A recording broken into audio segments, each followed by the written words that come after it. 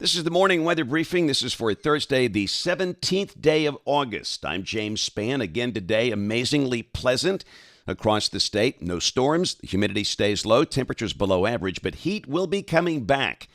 In fact, next week looks very hot across the deep south, and the tropics are beginning to wake up. So a lot to talk about this morning. Let's dive into it. This is the upper air look, and it's a western ridge, eastern trough.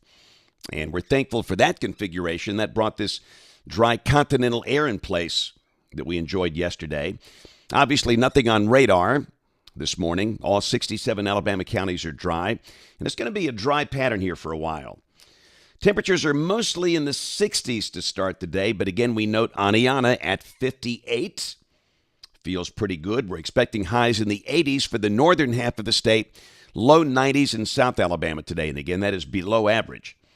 Heat issues continue across Texas and parts of the Pacific Northwest. Here's the severe weather outlook for today and tonight. We have a couple of marginal risks well to the north. Tomorrow, a marginal risk over parts of New England. That includes Boston.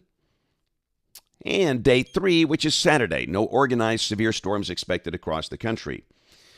Rain for the next 7 days, valid through Thursday morning of next week. And for most of Alabama, nothing. Very rare for summer. I mean, almost every day in the summer we have at least the random pop-up afternoon storms, but no. Just an amazingly calm period for the state. And we could use a break from the storms. It has been a very active summer for convection here. But let's dive into the tropics. So we have a couple of ways in the Atlantic, one in the central Atlantic, one in the eastern Atlantic. And that's the 2-day outlook. This is the 7-day outlook. And you can see that for both of those features in the central and east Atlantic, they now have a better than 50% chance of developing over the next 7 days. For both of those, the probability is at 60%. And of course, those things are way out there, just something to watch. The circle that is of greater interest to us, it's the one in the western Gulf of Mexico. A tropical wave will be coming through this weekend and next week. And at this point, the Hurricane Center keeping the chance of that developing at only 20%. We'll look at the probabilistic outlook from the European ensemble. This is the chance of tropical depression formation. And you can see it's a little better than 50%, and you can get the idea this thing is headed for the Texas Gulf Coast.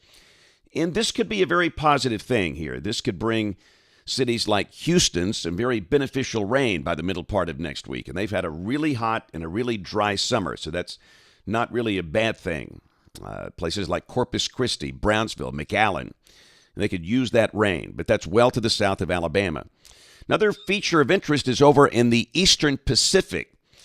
This is Tropical Storm Hillary that is almost a hurricane. The top wind 70 miles an hour. In fact, this thing is forecast to become a major hurricane by tomorrow night, making landfall at Baja California, the peninsula there, at some point Sunday, and then becoming post-tropical and then coming right up into California and Nevada. And, of course, you know, the national media headlines, hurricanes to strike San Diego and Los Angeles. And that's not true. But having said that, this could be a high-impact system for them, even if it's post-tropical with rain and flooding.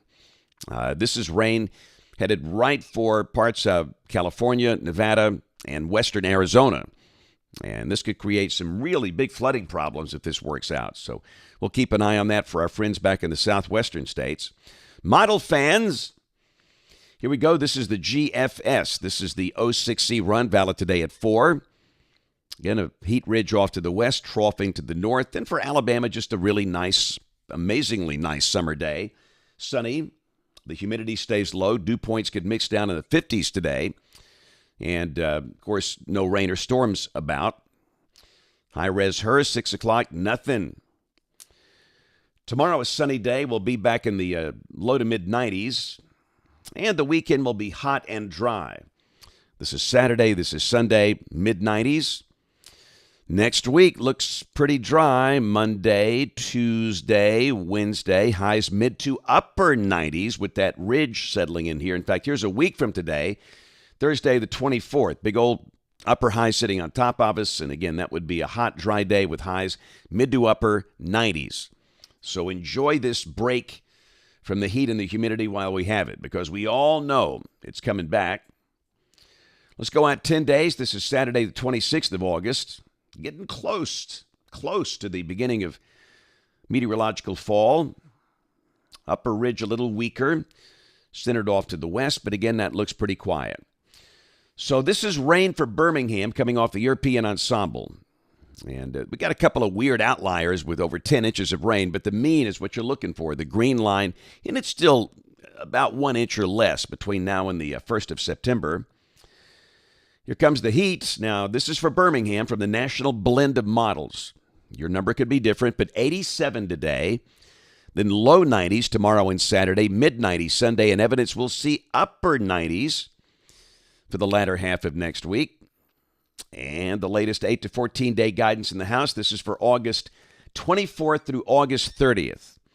Nice and cool up in the northeast, but around here, the ridge stays in place with temperatures most likely above average. So on this date, in 1969, anybody know that hurricane? Hurricane Camille.